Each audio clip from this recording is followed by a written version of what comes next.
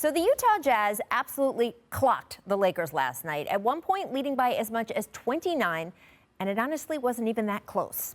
Afterward, there was a rush of people proclaiming that the game didn't mean much. LeBron James said, quote, "This won't define who we will be for the rest of the season and for the long haul."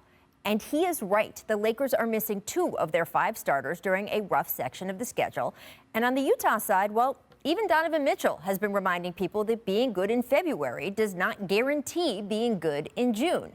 Yes, the Jazz have won 22 of their last 24, but they also had a stretch of winning 21 of 23 back in 2018, and they still got their butts handed to them in the second round of the playoffs that year. And all of that is smart and reasonable analysis. But here is what is also true. If you have not climbed aboard the rolling, rollicking freight train that is the Utah Jazz experience this season, boy, are you missing out. This team has all the bells and whistles, a young superstar who's as inspiring off the court as he is on it, a 2-time, maybe soon to be 3-time Defensive Player of the Year, the NBA's leading 6th man, and one of the league's most crafty coaches.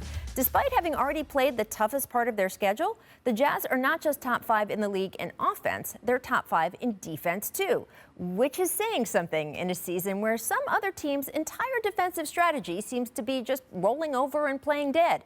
Is it working? Are they gone yet? Anyway, that is certainly not the Jazz, whose connectedness on that end of the floor is pretty dazzling. Rudy Gobert, obviously the key there. Not only does he have tremendous instincts as a defender, we don't talk enough about the fact this man has a wingspan of nearly 8 feet. Can you picture one of those giant Humvees in your mind? Yeah, Rudy Gobert's arms stretch wider than that, and not even just by a little bit. Good luck getting past him.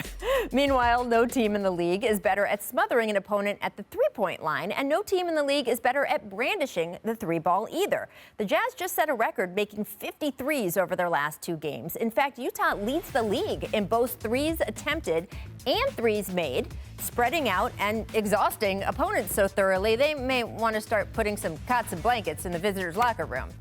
So what is the steam engine that's powering this locomotive?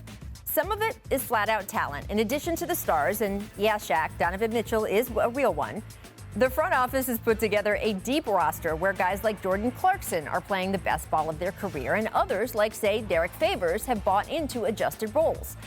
And a lot of it is also continuity. Yes, Mike Conley recently missed 6 games with hamstring issues, but as a whole, the Jazz have remained largely healthy. They've only played 3 starting lineups all season. Compare that to the Nets and Rockets, who've each had to play 19. And that continuity actually extends even further back. We all remember last year when Gobert became the first NBA player to test positive for COVID, acting carelessly enough along the way that it caused real divisions inside the locker room.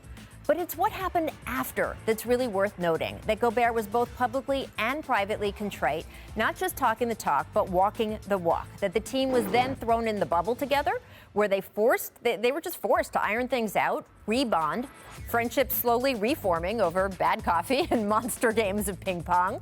Of course, they then flopped a bit in the playoffs, snarfing up a 3-1 series lead to Denver, and that performance has many around the league still a bit skeptical of whether the Jazz are true contenders now or just a really hot team built for the regular season.